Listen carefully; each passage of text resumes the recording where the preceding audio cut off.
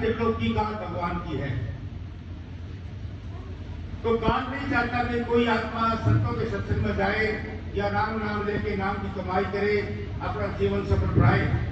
वो चाहता है कि मेरे कर्म धर्म में तीर्थ व्रतों में फंसी रहे आत्मा, यहीं पर जन्मे यहीं पर मरे और मैं इनके ऊपर राज करता रहूं। तो ये काल का विधान है। लेकिन संत चाहते हैं कि ये जीव आत्मा संतों के सत्संग में जाए, क्योंकि बहुत मुद्दत बीत गई है इस आत्मा को संसार में आए हुए। सतयुग चला गया, 17,28,000 वर्ष सतयुग बीत गया।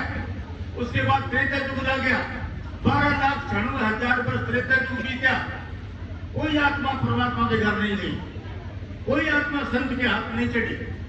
फिर द्वापर युग आया, 8,64,000 वर्ष द्वापर युग बीत गया। आत्मा का अवतार नहीं हुआ, कालजाल में फंसी रही। अवतार अवश्य आए, अवतारों को दुष्टों को मारा, राक्षसों को मारा, लेकिन आत्मा का अवतार नहीं कर सके। तो प्रेमी सज्जनों, अब ये कलयुग लगे हुए है, इसकी उम्र 4,32,000 वर्ष बताते हैं। और ये संतों ने सत्संग और नाम के ऊपर रखे कि जो कोई प्रेमी आत्मा संतों के सत्संग में जाएगी, किसी संत महात्मा से उपदेश लेके नाम की कमाई करेगी, अपने घट में परमात्मा को जानेगी, राम नाम को जानेगी, उस आत्मा का उद्धार हो जाए। परमात्मा सभी के अंदर है, बाहर नहीं है। जिसको परमात्मा मिले है अंदर मिले है, जिसको मिलेगा अंदर मिलेगा। बाहर परमात्मा नहीं है, बाहर तो काल ने भ्रम बना रखा है।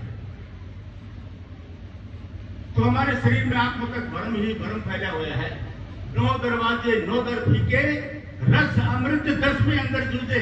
अमृत रूपी रस जिसको आत्मा ने पी करके अमर होना है, वो रस तो 10वें द्वार में बह रहे हैं। यानी आत्मा 9 द्वारों में मन के साथ भटका था।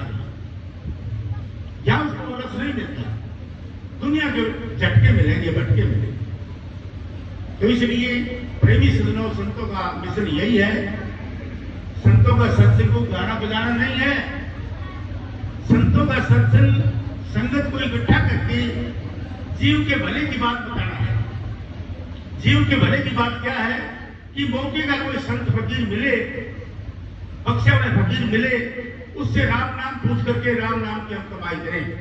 राम नाम कोई लफ्ज नहीं है, राम नाम एक दिव्य धुन है जो तुम्हारी दोनों आंखों के पीछे रमी हुई है, और वो सतलोक से दोनों आंखों के बीच आके फूटती है। यदि हम भी सिमरण करके आत्मा को यहाँ दोनों आंखों के बीच में ले आए